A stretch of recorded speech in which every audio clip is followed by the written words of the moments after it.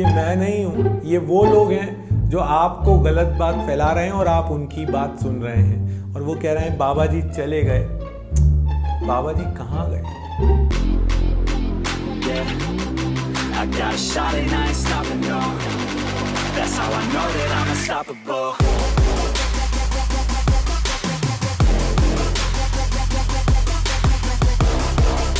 तो भाई दूसरों की बातों में मत आओ, अपन तो अपनी MCQ सीरीज को पढ़ते रहो और ये बेवकूफ लोग हैं उनकी बातें हमें नहीं सुननी है कि बाबा जी चले गए हैं, बाबा जी पैसे ले रहे हैं। भाई बाबा जी पैसे बिल्कुल नहीं ले रहे हैं, ये दिमाग में बिल्कुल साफ रखो। जो हमारा एम था वो एम है और वो एम रहेगा।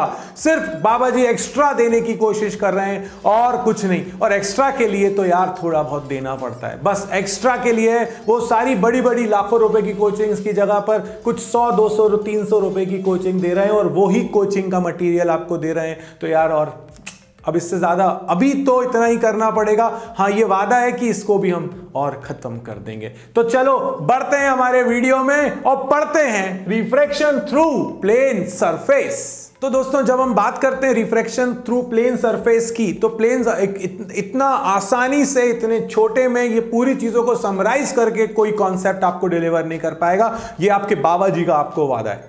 यार इतनी आसानी से नहीं कर पाते हैं, बहुत रातों रातों भर की मेहनत लगती है। अभी बहुत दिनों से तुम वीडियो में सुन रहे हो कि गला लगा हुआ है। यार आसान नहीं है ये काम कर पाना, इसलिए ध्यान से सुनो और समझो इस बात को।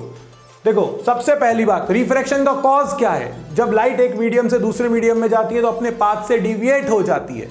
ये है अपने पास रिफ्रैक्शन। कॉज क्या है? Change in speed of light, या speed of light is different in different medium. That is why light अपने पाथ से चेंज हो जाती है, बैंड हो जाती है। अगर वो डेंसर में आती है तो टुवर्ड्स नॉर्मल, अगर वो रेयर में जाती है तो अवे फ्रॉम द नॉर्मल।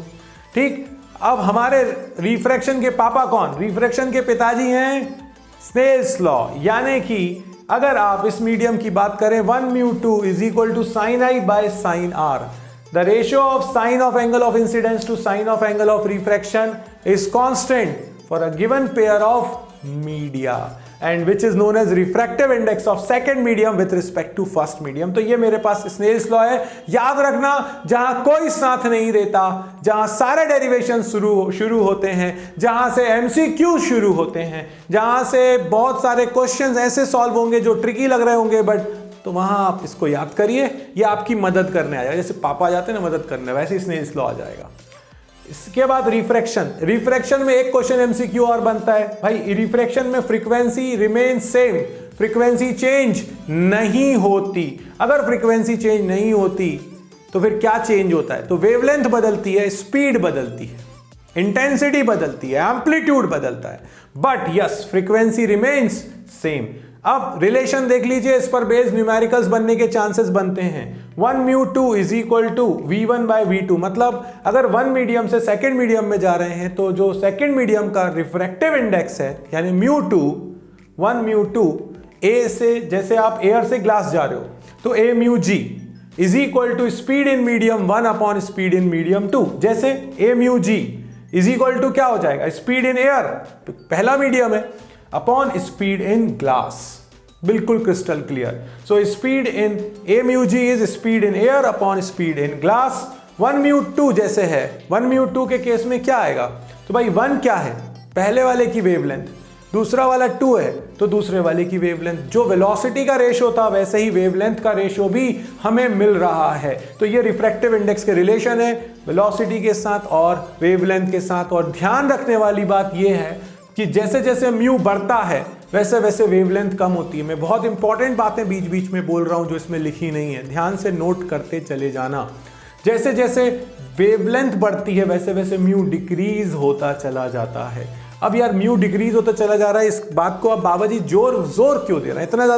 इतना ज़्यादा जोर क्यों दे रहे हैं इस बात को? इस बात को इसलिए मैं बोल रहा हूँ क्योंकि इसीलिए वेवलेंथ सबसे ज़्यादा होती है रेड की, तो इसीलिए उसका म्यू सबसे कम होता है। बेंडिंग सबसे कम किसकी? रेड कलर की। अगर रेड कलर डिविएट सबसे कम क्यों हो रहा है? क्योंकि उसकी वेवलेंथ सबसे ज़्यादा है। तो हर जगह डेंजर सिग्नल में क्यों यूज़ हो रहा है? क्योंकि उसकी वेवलेंथ सबसे ज़्यादा है, तो म्यू कम मिलेगा। तो ध्यान से, mu decreases as the wavelength increases. फिर प्रिंसिपल ऑफ रिवर्सिबिलिटी ये क्या कहता है? अगर आप 1 से 2 में जा रहे हो और 2 से फिर वापस 1 में आ रहे हो, तो 1 mu 2 is equals to 1/2 mu 1, reverse हो जाएगा। 1 से 2 जा रहे थे विच इज इक्वल टू 1/2 से 1 आ रहे हो। प्रिंसिपल ऑफ रिवर्सिबिलिटी, क्वेश्चंस मिल सकते हैं इसके। अब रिफ्रैक्शन थ्रू मल्टीपल मीडियम, जब मल्टीपल मीडियम की बात करेंगे, पहले मीडियम 1 था, फिर मीडियम 2 हुआ, फिर मीडियम 3 हुआ, फिर मीडियम अगेन 1 हुआ, तो मैं 1 से 2 जा रहा हूं, तो ये हो गया 1 म्यू 2। आप कई बुक्स में रिफ्रैक्टिव इंडेक्स का जो साइन होता है वो म्यू की जगह एन भी होता है, तो ध्यान से, तो इसको मैं लिख सकता हूं 1 म्यू 2 यानी 1n2, फिर 2 से 3 जा रहा हूं तो 2n3, फिर 3 से 1 जा रहा हूं तो 3n1। So 1 mu 2 into 2 mu 3 into 3 mu 1 is equal to 1. This is basically refraction through multiple medium. ये न्यूमेरिकल्स में काम आ सकता है। Relation between real depth and apparent depth, भाई सिंपल सा लॉजिक है। जब ऑब्जेक्ट मेरी डेंसर मीडियम में थी, वो फिश वाला एग्जांपल, और नहीं तो भाई डिस्क्रिप्शन में दिए हुए हैं फंडामेंटल के लिंक, जरा जल्दी से जाके देख के आओ। ये फॉर्मूला भी बहुत काम का है, बहुत ही ज्यादा काम का है, नीचे शीट में क्वेश्चंस मिलेंगे। Mu is equal to real depth by apparent depth, और जो शिफ्ट होगा वो बोलेगा कितना ऊपर दिख रहा है आपको। वो ट्रेवलिंग माइक्रोस्कोप वाला एक्सपेरिमेंट किया होगा ना स्कूल में, वो शिफ्ट करा था जब तुमने माइक्रोस्कोप को। तो यार ये जो शिफ्ट है ना, ये शिफ्ट होता है अपने पास real depth minus apparent depth, मतलब पहले यहां था और अब ऊपर आ गया, तो ये जो शिफ्ट है ना वो कितना होगा, रियल डेप्थ माइनस ये बची हुई एपरेंट डेप्थ, तो ये आ गया शिफ्ट। दिख रहा है, मैं तो पिक्चराइज करा दिया यार, रियल एपरेंट माइनस करा तो ये आ गया शिफ्ट। कितना आसान है ना। हाँ, पता नहीं अपन ही लोग टेंशन लेते हैं ज़्यादा, मैं नहीं, तुम, और तुम भी नहीं ले रहे हो अब, है ना।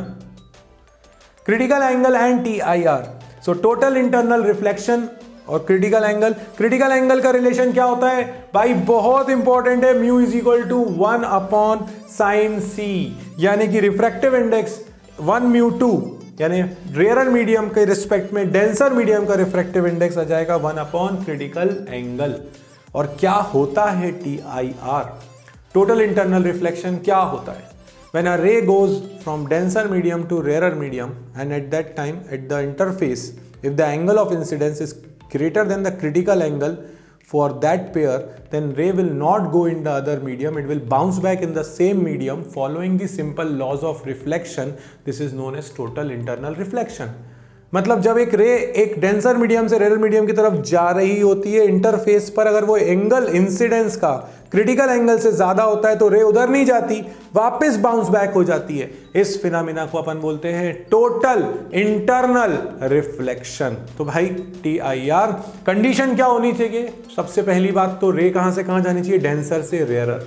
और दूसरी इंपॉर्टेंट बात क्या होना चाहिए, दूसरी इंपॉर्टेंट बात होनी चाहिए कि angle of incidence should be greater than critical. अगर होगा तो बड़े आसानी से आंसर आ जाएगा। अब जल्दी से ये सारी चीजों का ले लो तुम स्क्रीन शॉट।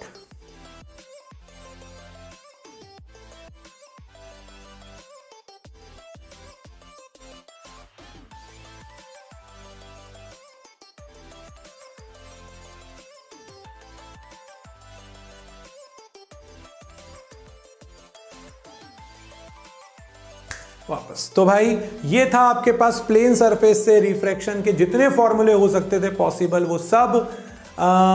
नेक्स्ट वीडियो में आपको इस पर बेस्ड कुछ क्वेश्चंस मिलेंगे और शीट नीचे डिस्क्रिप्शन में दी हुई है, जिनके कॉन्सेप्ट क्लियर हैं वो जाओ जल्दी से इस शीट को सॉल्व करो। इस पर बेस्ड कुछ क्वेश्चंस नेक्स्ट वीडियो में करेंगे हम, और उसके बाद एक शीट और इस टॉपिक पे करेंगे, 2 शीट्स करेंगे हम इस टॉपिक पर। तब तक के लिए बाबा जी की तरफ से जय हो।